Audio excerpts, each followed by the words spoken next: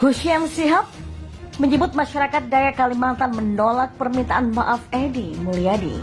Mudah-mudahan kepolisian cepat tidak melanjuti dan saya nanti akan menyampaikan aspirasi ini langsung juga kepada Pak Kapolri supaya ini dikawal.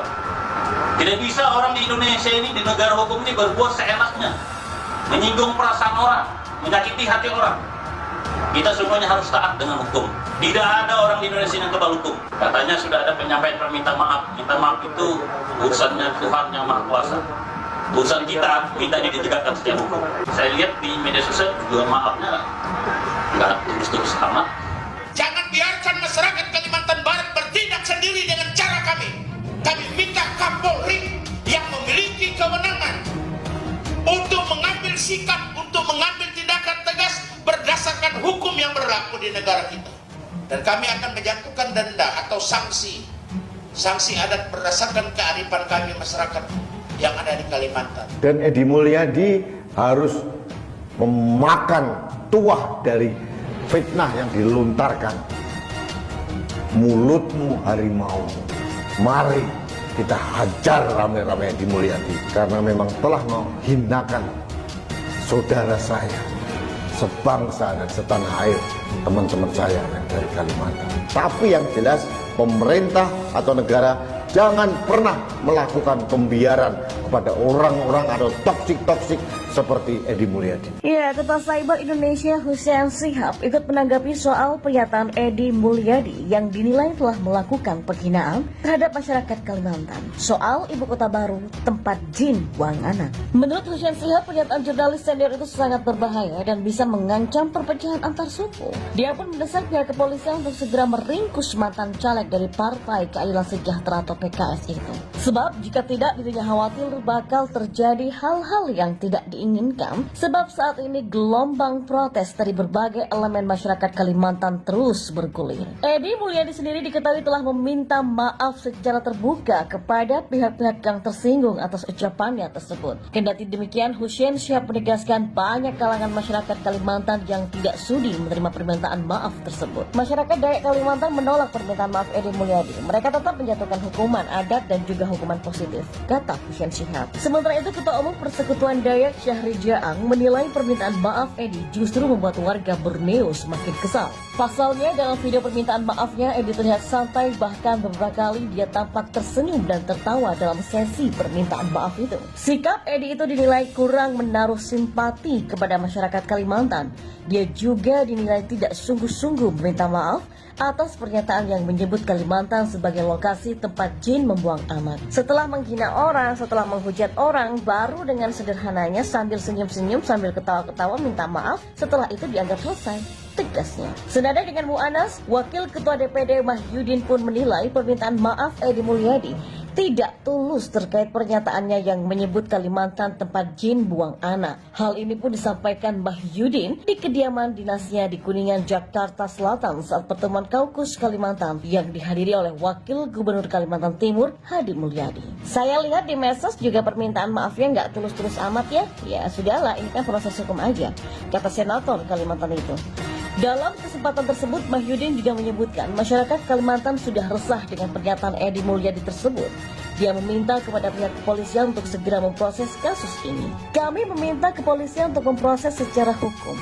Orang tendang sesajen saja bisa ditangkap, ini tidak ditangkap, dan ini lebih meresahkan, tegasnya. Dia pun juga menyampaikan dirinya tak bisa memaafkan Edi Mulyadi atas pernyataannya tersebut. Kalau saya susah untuk memaafkan, bukan saya nggak mau, tapi saya ingin ini taat hukum aja, ujarnya. Mantan Bupati Kutai Timur itu pun juga menegaskan dirinya akan menyampaikan langsung kepada Kapolri Jenderal Listio Sigit Prabowo untuk mengawal kasus tersebut. Kini, apa yang terjadi pada Edi Mulyadi nampaknya sudah masuk kepada babak yang lebih serius dari yang kita bayangkan. Masyarakat Dayak rupanya tidak akan puas hati membiarkan Edi Mulyadi hanya menjalani proses hukum positif di Indonesia.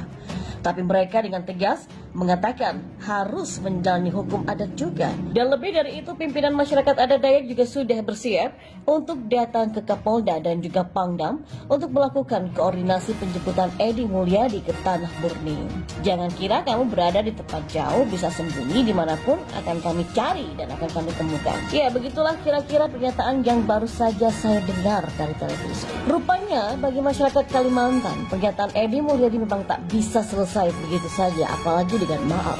Bahkan meski ada sebagian kepala adat yang memaafkan, sebagian besar rupanya enggan untuk memaafkan. Bagi kita masyarakat umum yang sudah terbiasa dengan kalimat provokatif dari Edi Mulyadi atau kawan-kawannya yang ada dalam video tersebut, yang kerap main forum-foruman atau bela-belaan, sehari dua hari mungkin kita sudah bisa melupakan, lalu beranjak kepada isu lain. Tapi bagi warga Kalimantan, rupanya penghinaan Edi Mulyadi ini seperti sebuah akumulasi, karena mungkin memang selama ini banyak orang yang meragukan Kalimantan sebagai ibu kota baru. Mungkin mereka juga sudah mendengar sebelumnya, tapi baru Edi Mulyadi lah yang membuat pernyataan sangat-sangat kasar, sampai ada istilah tempat jin buang anak dan hanya genderuwo kuntilanak yang mau tinggal di Kalimantan. Rupanya bagi warga Kalimantan ini bukan sekedar penghinaan biasa, tapi juga punya alasan fundamental terkait kesiapan Kalimantan untuk menjadi ibu kota Indonesia. Penjelasan soal Kalimantan secara SDM sudah sangat siap itu makin menunjukkan betapa mereka tak mau diragukan.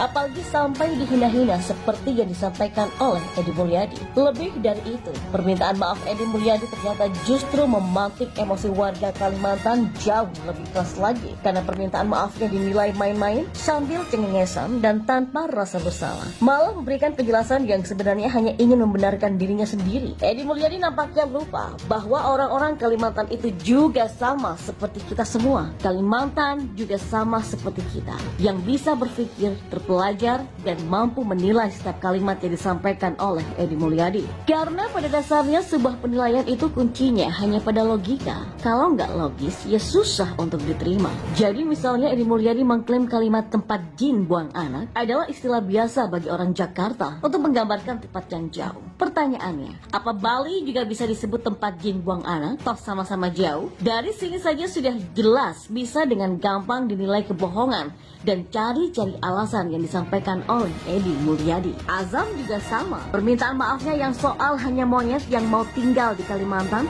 justru menjelaskan bahwa dirinya lah yang dimaksud monyet bila mau pindah ke Kalimantan atau tempat ibu kota baru, karena sekarang tak ada bangunannya, masih hutan. Cuman ya sekali lagi, bagi orang yang logikanya jalan, maka mereka nggak akan bisa menerima penjelasan yang membodoh-bodohi seperti itu. Sampai di sini, mestinya semua orang bisa melihat ini sebagai sebuah kasus yang serius dan tak bisa dimaafkan. Sehingga jangan ada lagi klarifikasi atau permintaan maaf sambil hahaha yang cenderung tidak mau mengakui kesalahan yang sudah diperbuatnya.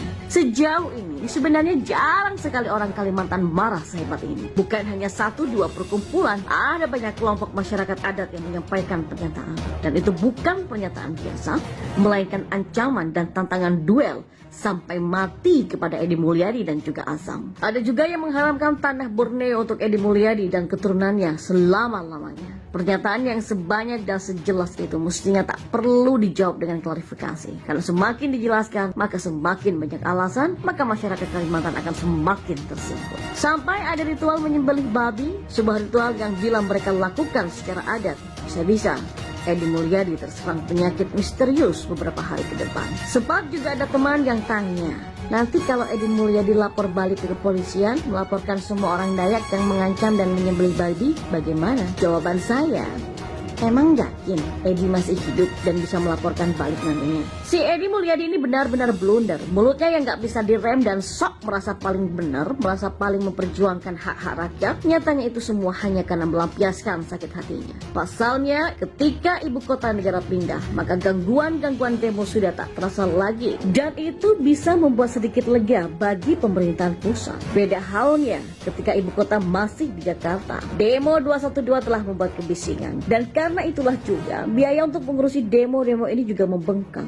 Padahal biaya yang sebegitu banyaknya ini bisa diarahkan untuk pembangunan, untuk membangun basis-basis pendidikan yang berideologi Pancasila, membangun infrastruktur tol langit, sehingga Indonesia benar-benar siap menghadapi tantangan dunia yang akan berubah sedemikian cepatnya. Makhluk-makhluk kaldron memang masih nyaman berada dalam gua yang gelap. Para kaldron masih senang dan hobi jualan agama, sehingga akan ketinggalan jauh dengan perkembangan dunia yang begitu cepat. Maka karena itulah kebenaran yang diyakininya dan sudah kadaluarsa atau sebenarnya bukan kebenaran yang disuarakan tidak mengalami perubahan atau tidak update.